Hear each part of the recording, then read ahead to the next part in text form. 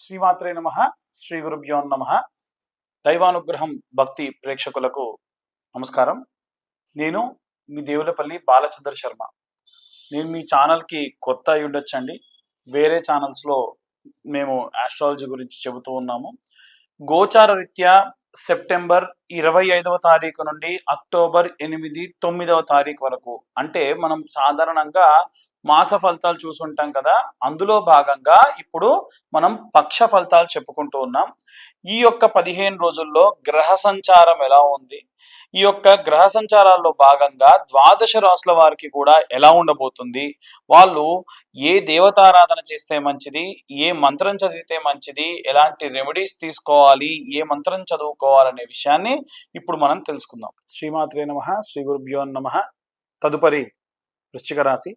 వృశ్చిక రాశి వారికి సంబంధించి ఈ యొక్క 15 రోజుల్లో వీరి యొక్క జాతక ప్రతిఫలం ఎలా ఉండబోతుంది, ఎలాంటి రెమెడీస్ తీసుకోవాలి, ఎలాంటి మంత్రం చదవాలి, ఒకవేళ ఎవరైనా సరే మీ డబ్బుని వేరే వాళ్ళ చేతికి గనక డబ్బు రూపకంగా ఇచ్చి తిరిగి మీకు రావట్లేదు అనేటువంటి వాళ్ళు ఎవరైనా ఉంటే కూడా వీడియో ఎండింగ్ వరకు స్కిప్ చేయకుండా చూడండి. ఆఖరిలో కుబేర మంత్రం ఒకటి చెప్తాను. విశేషంగా ఆ మంత్రాన్ని మీరు ఉత్తరం వైపు తిరిగి చదవడం వలన ఖచ్చితంగా డబ్బు మీకు తిరిగి వస్తుంది.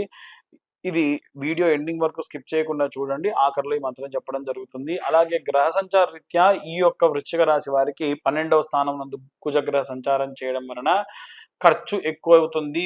ఏదైనా భూమి కొనడం, దాన్ని కాపాడుకునే ప్రయత్నంలో ఇంకా ఎక్కువ ఖర్చు పెట్టడం, ఎవరైనా రైతులు మీరు పంట వేయడం, ఆ పంటను ఇంకా కాపాడుకోవడానికి ఇంకా ఖర్చు పెట్టడం, ఏవైనా చేతి వృత్తులు కుల వృత్తులు చేసేటువంటి వారికి కూడా ఈ పరమైనటువంటి ఇబ్బందులు ఖచ్చితంగా కలుగుతాయి. అలాగే ఏకాదశ స్థానం నందు సూర్యుడు బుధుడు, ఇది మీకున్నటువంటి సర్కిల్, ఫ్రెండ్ సర్కిల్ అంతా కూడా మీకు బాగా సహాయం చేస్తుంది. సూర్యుడు ఎప్పుడైతే 11వ స్థానంలో ఉన్నాడో ప్రభుత్వ సంబంధిత ఏవైనా సరే వ్యాపార సంబంధిత విషయాలు కూడా చాలా అద్భుతంగా ఉంటాయి.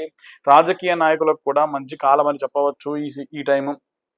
అలాగే ఈ యొక్క 4వ స్థానంలో రాహుగ్రహ సంచారం చేయడం వలన, రాహు ఎప్పుడు కూడా 4th హౌస్ లో ఉన్నప్పుడు కాస్త ఇంట్లో ఉన్నటువంటి వారి యొక్క ఆరోగ్య సంబంధితమైనటువంటి విషయాల్లో కాస్త ఆందోళన కలిగిస్తాడు. ఆ పరంగా ఉంటుంది. ఎట్టి పరిస్థితుల్లో ఇంట్లో ఎవరికి ఆరోగ్య సమస్యలు వచ్చినా నెగ్లెక్ట్ చేయకండి. అలాగే 5వ స్థానం నందు శనిగ్రహ సంచారం కూడా ఎవరైనా సరే ప్రేమించి వివాహం చేసుకోవాలనుకునేటువంటి వారికి కూడా అంత యోగదాయకంగా ఉండదు. ఏవైనా సరే మీరు వివాహం చేసుకోవాలి అనుకునేటువంటి వాళ్ళు, ఎవరైనా ప్రేమించి వివాహం చేసుకోవాలనుకునేటువంటి వాళ్ళు ఈ కాలం అంత శ్రేయస్కరంగా లేదు.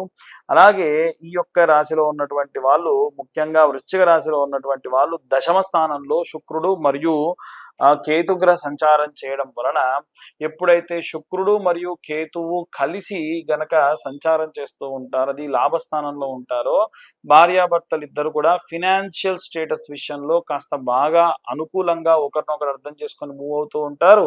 అలాగే అకౌంటింగ్స్, లోన్లు తీసుకోవడము, లోన్లు రీపే చేయడము, సివిల్ బాగా మెయింటైన్ చేయడము, చార్టెడ్ అకౌంటెన్సీ డిపార్ట్మెంట్ వాళ్ళు, ఫైనాన్స్ డిపార్ట్మెంట్ వాళ్ళు, ఏవైనా బ్యాంకింగ్ సెక్టార్లో ఉన్న వాళ్ళు, క్యాషియర్లోగా పనిచేస్తున్న వాళ్ళందరికీ కూడా బాగుంటుంది. మంచి కాలం అని చెప్పవచ్చు. అలాగే అష్టమ స్థానం నందు గురుగ్రహ సంచారం కూడా వీరికి, అష్టమంలో గురువు పరివర్తనకు బాగా సహాయం చేస్తాడు. గతంలో ఉన్నటువంటి చెడు అలవాట్లని, ఆలోచనలని పక్కకు పెట్టి మంచి ఆలోచన దృక్పథంతో ముందుకు వెళ్తూ ఉంటారు. అలాగే వీరికి 5వ స్థానం నందు శనిగ్రహ సంచారము, అలాగే 4థ స్థానం నందు రాహుగ్రహ సంచారం వల్ల మాత్రమే ఏమైనా కాస్త ఇబ్బందులు అధికంగా ఉంటాయి. ఇవన్నీ గోచార రీత్యా చెప్తున్న విషయంలో మాత్రమే. ఎవరైనా మీ జాతకం పూర్తిగా కావాలనుకున్న వాళ్ళు మీ పేరు, మీ date of birth, time, place కింద ఉన్న నెంబర్కి వాట్సాప్ చేయండి. 2025 రూపాయలు చెల్లించి ఎవరైతే జాతకం చెప్పించుకుంటారో వారికి డీటెయిల్డ్గా జాతకం 60-70 పేజీల్లో మీ దాకా అందించడం జరుగుతుంది. ఆసక్తి కలవారు కింద ఉన్న నెంబర్కు కాంటాక్ట్ చేయొచ్చు. అలాగే ఎవరైతే ఈ యొక్క జాతకాన్ని చెప్పించుకుంటారో వారికి ఒక జ్వాలాముఖి మాల కూడా ఇవ్వడం జరుగుతుంది. అలాగే ఈ అన్ని వర్గాల వాళ్ళు కూడా ఏ మంత్రం చదవాలి, ఎలాంటి మంత్రం చదివితే మంచిది, ఎలాంటి రెమెడీస్ తీసుకుంటే మంచిది అనే విషయాన్ని కూడా ఇప్పుడు మనం తెలుసుకుందాం. ఇప్పటి వరకు గోచార రీత్యా ఉన్నటువంటి గ్రహ సంచారాన్ని చూసాం. అందులో భాగంగా ఇవాళ రేపు అందరికీ బాగా వేధించే విషయం ఏంటండి? వివాహం కావట్లేదు. ఇక వివాహం అయితే సంతానం కావట్లేదు. కాబట్టి వీటిల్లో చాలా రకాలైనటువంటి కారణాలు ఉండొచ్చు. ఉదాహరణకు మీ జాతక రీత్యా గనక శుక్రుడు బాలేకుండా ఉన్నా, కుజుడు బాలేకుండా ఉన్నా, రాహుకేతుల మధ్యలో మిగిలిన అన్ని గ్రహాలు బంధనమై చిక్కుకొని ఉన్నా, కుజ దోషము, కాలసర్ప దోషము, అలాగే మీ యొక్క లగ్నాధిపతి లగ్నం నుంచి చతుర్థ, షష్టమ, 12వ స్థానాల్లో ఉన్న, లేదా రాహు గనక పంచమ నవమ స్థానాల్లో ఉన్న, రాహు సూర్యుడితో కలిసి ఈ యొక్క నవమ పంచమ స్థానాల్లో ఉన్న, అది పితృదోషాల కింద లెక్క. అయితే వీటికి సంబంధించి మీ జాతకాన్ని గనక మనం పూర్తిగా తెలుసుకుంటే, ఉదాహరణకు మీ పేరు, date of birth, time, place ఉంటే మనం జాతకం విశ్లేషణగా చెప్పడం జరుగుతుంది. అలా నేను ఒక 2025 రూపాయలు తీసుకొని జాతకం అంతా కూడా చూసి నిజంగా మీ జాతకంలో ఏమైనా పితృదోషాలు ఉన్నాయా, ఏవైనా జాతక సంబంధిత దోషాలు ఉన్నాయా, కాలసర్ప దోషాలు ఉన్నాయి, దానికి ఎలా రెమెడీస్ చేసుకోవాలి. నేను ఇప్పటి వరకు ఎంతమందికి జాతకం చెప్పినా, నేను ఎవరికైనా ఏమైనా పూజలు చెప్పినా నా దగ్గర పూజ చేయించుకోండి అని నేను ఎవ్వరికి చెప్పలేదండి. ఎందుకంటే వారి ఇష్టం, వారికి తెలిసిన పురోహితులు ఉంటారు, వారి బంధువుల్లో తెలిసిన వాళ్ళు ఉంటారు, కాబట్టి ఎక్కడైనా చేయించుకోండి, కాకపోతే పద్ధతిగా చేయించుకోండి అని చెప్తాను అంతే.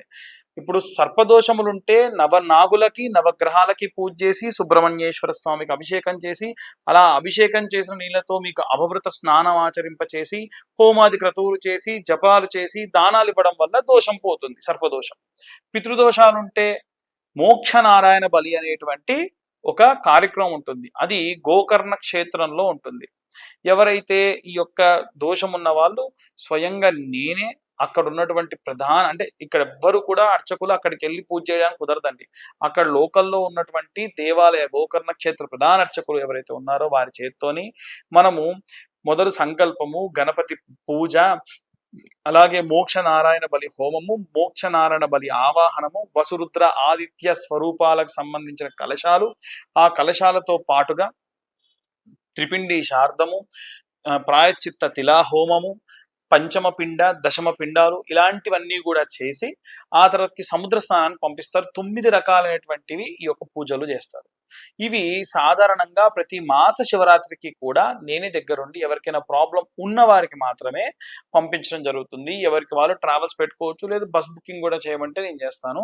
ఒక్క పూజకు వచ్చినటువంటి వారికి అక్కడ గోకర్ణ క్షేత్రంలో రిసీవ్ చేసుకునే దగ్గర నుండి పూజ అయిపోయి పంపించేంత వరకు ఫుడ్, అకామిడేషన్, పూజ సామాగ్రి అన్ని నేనే చూసుకుంటా. దానికి కాను 18 నుండి 21,000 రూపాయలు అవుతుంది. ఇక సర్పదోషానికి సంబంధించి అంటారా, మీకున్నటువంటి గ్రహాల దోషము, దానివల్ల ఎలాంటి ఇబ్బందులు ఉంటాయి, వాటికి సంబంధించి ఎంతమంది బ్రాహ్మణులు ఉంటే ఆ యొక్క ఇబ్బందులు ఉంటాయి. ఇవి ఏవి లేవండి, అయినా కానీ మాకు వివాహం కావట్లేదు, సంతానం కావట్లేదు అన్నటువంటి వాళ్ళు ఈ మంత్రాన్ని చదవడం మంచిది. ఎన్నిసార్లు చదవాలి? 10,000 సార్లు చదవాలి. ఆ మంత్రం ఏమిటంటే ఓం శ్రీం హ్రీం క్లీం శ్రీం క్లీం విశ్వేశ్వరాయ నమః. ఈ మంత్రాన్ని మా ఛానల్ వాళ్ళకు కూడా పంపిస్తాను, కింద డిస్క్రిప్షన్లో వేస్తారు, లేదా పైన డిస్ప్లే చేసే ప్రయత్నం కూడా చేస్తారు. మళ్ళీ చూడండి, ఓం శ్రీం హ్రీం క్లీం శ్రీం క్లీం విశ్వేశ్వరాయ నమః. బయటికి చదవడం కంటే మనసులో చదువుకోండి.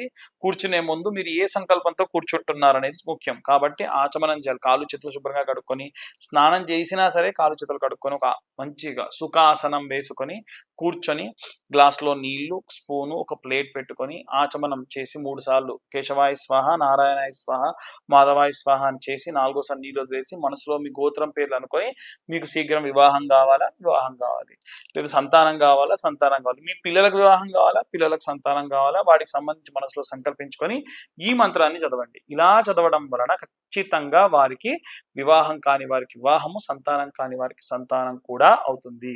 అలాగే ఎవరైతే వేరే వాళ్ళ చేతికి పరహస్తగత ద్రవ్య పునఃప్రాప్త్యర్థం, వీడియో ఆఖరిలో చెప్తా, స్కిప్ చేయకుండా చూడండి అన్నా కదా, ఆఖరి వరకు వచ్చినందుకు ధన్యవాదాలు.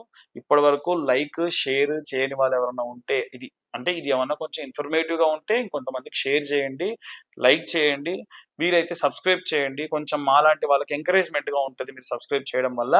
ఆ మంత్రం ఏమిటి? కుబేర మంత్రం అంటే, ఈ మంత్రాన్ని చదివేటప్పుడు ఉత్తరం వైపు తిరిగి కనురెప్ప ముయ్యకుండా ఈ మంత్రాన్ని చదవాలి. అలా 3 సార్లు చదివితే చాలు. రోజుకి 3 సార్లు 41 రోజుల పాటు కనురెప్ప ముయ్యకుండా మీరు కానీ చదవడం వలన ఖచ్చితంగా మీకు ఈ యొక్క వేరే వాళ్ళ చేతికి వెళ్ళిన డబ్బులు తిరిగి మళ్ళీ మీ దాకా రావడం జరుగుతుంది. అయితే ఈ మంత్రాన్ని ఎలా చదవాలో కూడా నేను చెప్తాను, కింద డిస్క్రిప్షన్లో ఇస్తాము, వీలైతే డిస్ప్లే కూడా వేసే ప్రయత్నం మా ఛానల్ వాళ్ళు చేస్తారు. ఆ మంత్రం ఏంటో చూడండి. యక్ష గణనాయకం శివసకం ఉత్తర దిగ్భాగే వసికం సర్వ సంపద ప్రదాయకం నమామి మమ సర్వదా ప్రసన్నకరం సిద్ధిం దేహి మే నమమ. నమమ అనొచ్చు, నమః అనొచ్చు. అయితే మీరు ఈ మంత్రం చదివినా ఆఖరికి అయిపోయిన తర్వాతకి తత్సత్ బ్రహ్మార్పణమస్తు అని పక్కనున్న ప్లేట్లోకి వేయాలి. ఇలా వేసినటువంటిదే జపతీర్థం, దాన్ని మీరు తాగాలి. అప్పుడే ఆ ప్రతిఫలం మీకు వస్తుంది. కాబట్టి ఈ మంత్రం ఏంటో ఇంకొక 2 సార్లు చదువుతా. కను రెప్ప కొట్టకుండా చదవాలి. ఓం యక్షగణనాయకం శివసకం ఉత్తర దిగ్భాగే వసికం సర్వ సంపద ప్రదాయకం నమామి మమ సర్వదా ప్రసన్నకరం సిద్ధిం దేహి మే నమమాం.